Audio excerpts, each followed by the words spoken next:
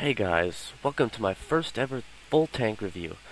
Today I'll be doing an in-depth analysis of the Tier 10 Chinese heavy tank, the Project 113. So what's special about this tank? Well, first of all, some of you are probably saying, what the heck is the 113? I've never even heard of it. And yeah, that is precisely the first special thing about it. It's rarity. Um, Statistically, this tank is the least seen tank on the battlefield, less even than special Clan Wars war tanks such as the VK7201K, the M60, and the Object 907. Also, it is the second most mobile Tier 10 heavy tank behind the AMX-50B. And finally, it provides very dynamic gameplay because of the unique design that is effectively a hybrid between a medium and a heavy tank. So why is this the rarest tank? I mean, after all, it is an actual tank that is in a tech tree and that anyone in World of Tanks can acquire. And honestly, I have no idea. But I can give you a few practical reasons. It's not notorious like the IS-7 or the E-100. I mean, the entire Chinese tank line is not very well known, not played very much, because the Chinese line doesn't have any really notable tanks such as the Panther, or the M4 Sherman, or the T-54. Also, if someone were to compare these tanks, the 113 has, on paper, the weakest frontal armor of any Tier 10 heavy tank. It doesn't have an enormous gun, like the E-100 or the IS-7. And finally, this tank is not the easiest to research, requiring 200,000 experience. So what are the strong points of this tank? Well, first I'll actually tell you the weak points. To start off with, it has a big lower plate that is very weak. It has mediocre side and rear armor. It has relatively big cupolas on the rear of the turret. It has no gun depression, and the penetration is the same as the IS-7, which is not very impressive for a Tier 10. So at this point, you're probably thinking, why should I even care about this tank? Well, here's why. It does have good frontal armor. Now, albeit it only has 120 millimeters on paper, look at the extreme angle of this armor. Head on, the effective thickness of this upper glacis ranges from 240 to 280 millimeters. The 113 also does have good turret armor. On paper it has 240 on the front, 160 on the side, and 80 on the rear. If we look at the turret and tank inspector, we can see that it has a band of 200 millimeters on the side, and the 160 is on the rear of the side of the turret. Effectively, the frontal thickness of the turret armor ranges from 240 at the very front to 300 and auto ricochets of 400 and 500 millimeters. Besides that, this tank does have some spaced armor on the side. As you can see, this top panel on the side is spaced, kind of like the IS-7, so it does have the potential to absorb some damage. But a very important thing about this tank is its mobility. It gets 750 horsepower, but it only weighs 46 tons, fully loaded, which gives it an effective power of 16.67 horsepower per ton. Comparatively, we can see that the 113 specific power is 1.27 better than the IS-7 and 0.39 better than the E5, which are two of its main competitors in terms of mobility. So not only does this vehicle have great specific power, it also has better terrain resistances than the IS-7 and the E5, and combined with a top speed of 50 kilometers an hour and a traverse speed of 36 degrees per second, that means it can outrun both its competitors on any terrain, excepting perhaps downhill, in which case the IS-7 might overtake it. But then again, the 113 would basically keep up. But let's check out this gun now. The 113 gets 122 millimeter, which fires 5.5 rounds a minute, an average penetration of 249 with AP, 340 with heat, and 68 with high explosive, an average damage of 440 with an okay accuracy of 0.36 and a mediocre aim time of 2.7. However, if we juxtapose these statistics with the IS-7 and the E5 in tank compare, we see that the 113 still beats even the E5 in damage per minute, and the E5 is renowned for its damage per minute. So we can see that this gun can really perform and dish out the punishment as long as you keep it singing. And finally, the low-profile nature of this tank. Now it is a benefit in that it's more stealthy and has a better inherent camo value because of it, but there are also downsides. And that is because when you're meeting taller tanks such as the E100 or the Mouse, they're going to be shooting down on you, which effectively negates that extreme angle of your frontal plate. And there's also something else that you should be aware of. As you can see in this armor profile, the whole top of the tank is covered in a layer of only 30 millimeters of armor. And because of the low profile nature of this tank, if you are sitting above it, then it's very easy to shoot down onto the top of this tank, onto the top of the hull, and easily penetrate that 30 millimeters of armor, even with high explosive rounds. Because of this, you definitely want to be careful of face-hugging tanks, because they will shoot down on the top of your hull. So ideally you want to stay at a distance at which they are not able to shoot into your lower plate, but they are still not able to pinpoint the top of your hull. So you ideally want to angle your tank about like so that you're not overly exposing any of your big weak points. To sum it up then, I feel that this tank is very versatile because of its combination of heavy and medium characteristics, and though it will take a lot of skill and experience to master, when you use it well, you'll be hiding your lower plate, using your mobility to quickly re-engage enemies, and punishing your opponents with your good rate of fire and DPM. So now that we have a good idea of this tank's strengths and weaknesses, let's check it out in some gameplay. Alright, so here we are in the 115 on Miravanka. And right away I am going to head over to the east. You can just see the amazing speed on this heavy tank, keeping right up with these medium tanks as they move into position.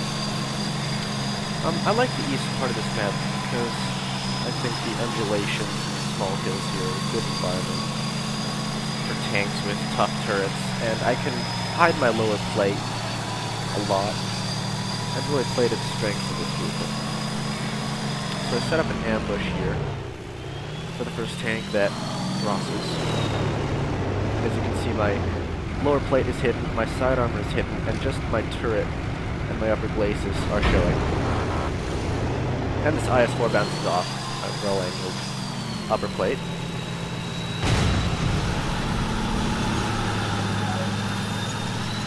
Now it's important when you're holding this position here to not let the enemy push through the little town, the sort of couple houses down here. So I find the best way to hold them is to take this position here, where you can hide most of your tank. I take a blind shot at the last known position of the IS-3, which probably wasn't a good idea since he had been unspotted for a while. But I see the IS-8 up on the ridge. I put a nice shot into his track, pulling him into the open. And the IS-3 unfortunately penetrates my side armor. I over-angled there. So that was my fault. The IS-3 comes out again. My great rate of fire, I put a nice shot into him, and pull back. That IS-8 has been completely wrecked, so he pulls back. As you can see, we're able to really not expose much of our vehicle. Hold this position. So we take out the IS-3. And I know that the IS-4 has its back to me, so I'm going to move in on him. We do want to be very careful of artillery, though, because they have an Object 261 who is the best player on their team. The IS-4 still has his back to me. I come out, put a shot into his back, and reverse, hoping that artillery will not hit me.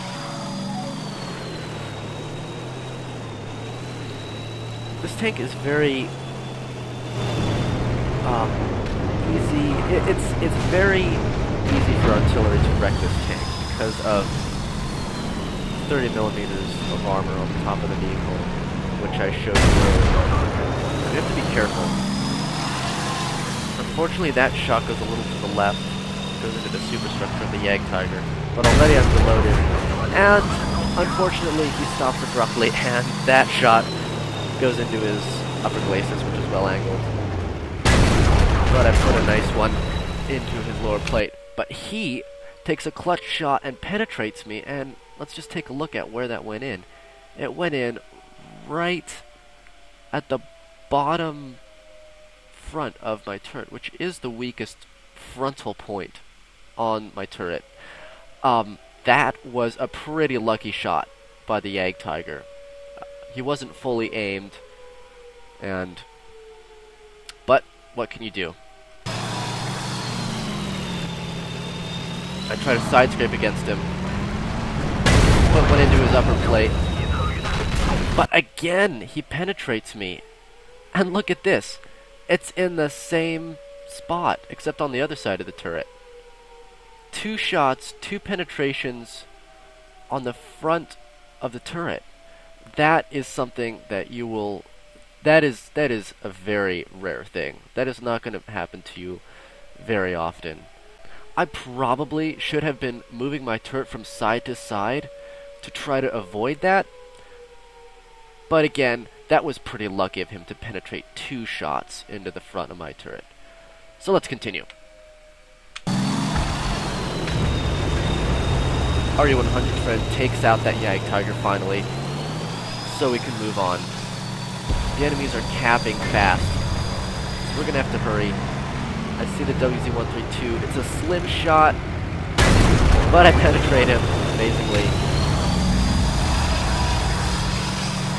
And I realize that my E50M is trying to deal with this IS-4 alone. We want to go and help him. So the IS-4 again has his back turned to me. So I know I can get a shot in. I make a little bit of a mistake here because I come out too far. And see, he repairs, and now I'm a one-shot for him, and I'm out in the open. I dunk my shot, and fortunately he fires a heat shell, but it goes directly into my gun. So he does not kill me. I come around, put another shot into him, and here's where you want to be in the 115. It's a great rate of fire. I take out the IS-4. Immediately keep moving in anticipation of artillery. As soon as I'm unspotted, I turn around. And now we have to deal with the cap. Because we have an E-100, an E-4, a Borsig, and a T-30 over there. And we don't know where the artillery is. So I want to be very careful here now that I'm only on 290 hit points. Because artillery just needs to splash anywhere around me, and they will kill me, because this tank is very vulnerable to splash damage.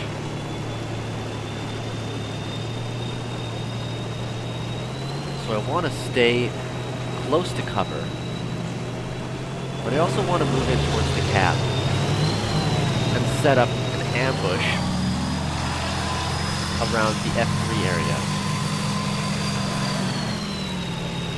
I see my E50M moving in from the north of the cap, so I decide to come in from the south.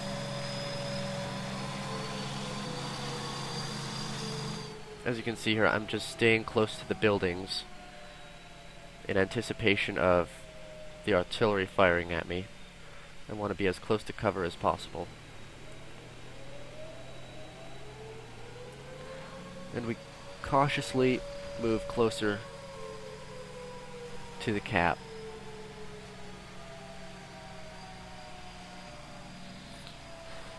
I want to get into a position where I have both cover from artillery and hopefully cover where I can get hull down.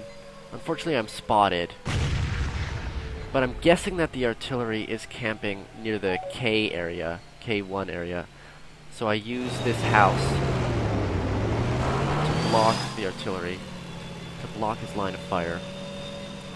I see that the T-30 is not interested in me, so I know I can pop out and take a shot at him. He fires. I know I can put 2 into him, track him. He repairs, goes at the E-50 again. Put another shot into him. But unfortunately, he takes out our E-50. Not to worry though, our rate of fire is more than enough to take care of him.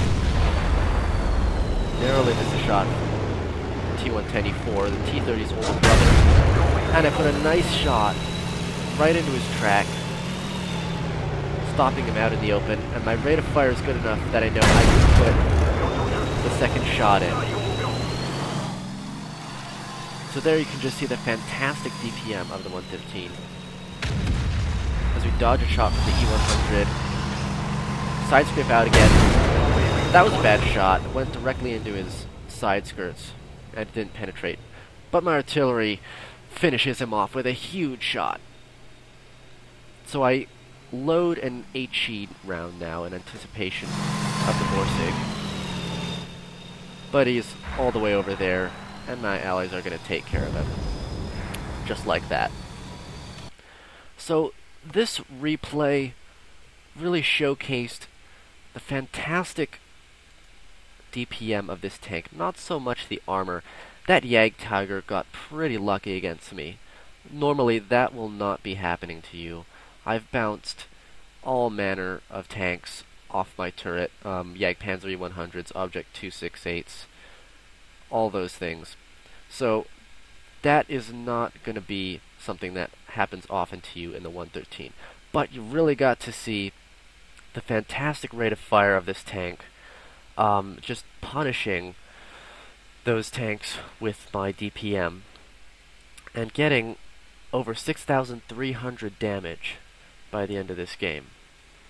So here are the post-game stats for our game. As you can see, we picked up our Mastery Badge and the High Caliber, netting 1,244 base experience, picking up 6,345 damage with 4 kills.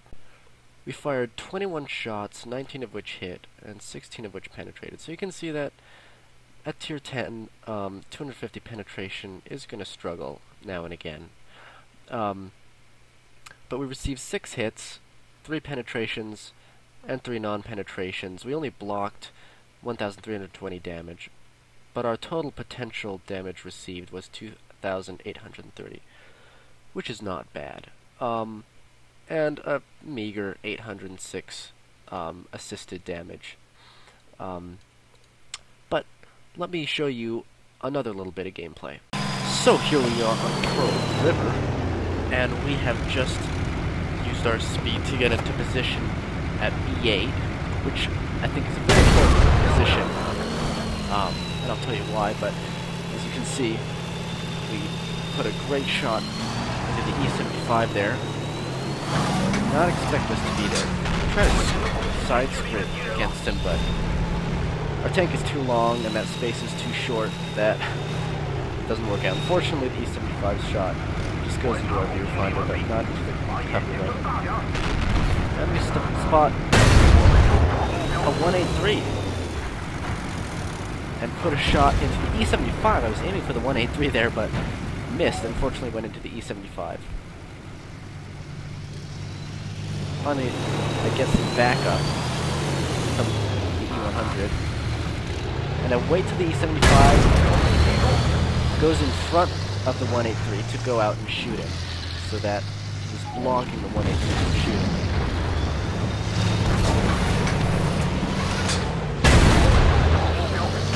And I put another shot into the E75, and my E100 takes him out. So you can see that we just decimated that E75 with a couple shots.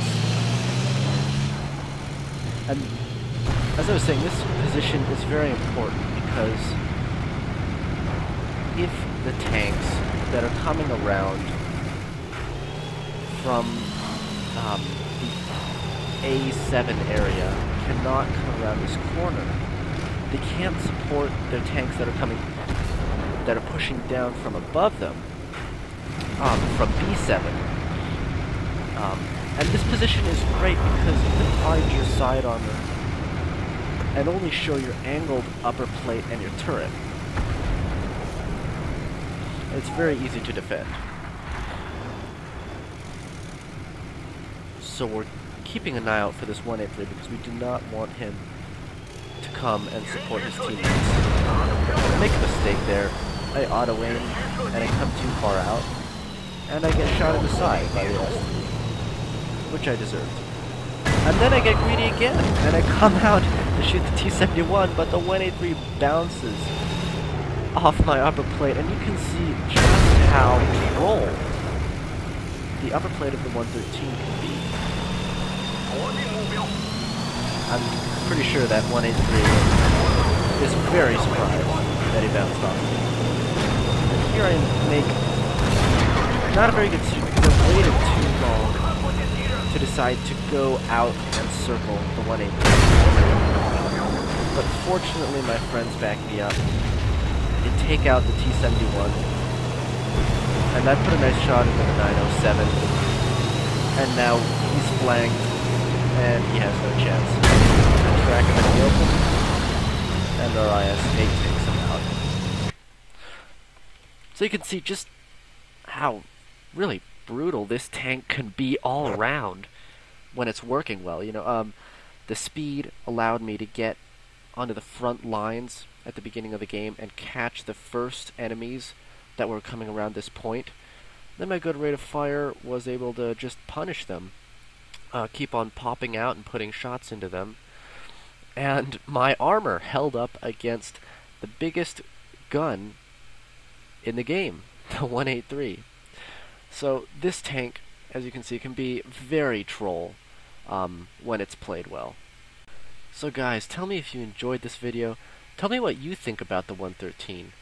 Do you enjoy playing it? Do you feel like it provides a unique and exciting gameplay? Or do you feel that it's sort of weak and underpowered? Give me your feedback and thoughts in the comments. Consider liking and rating this video, and I will see you in the next one.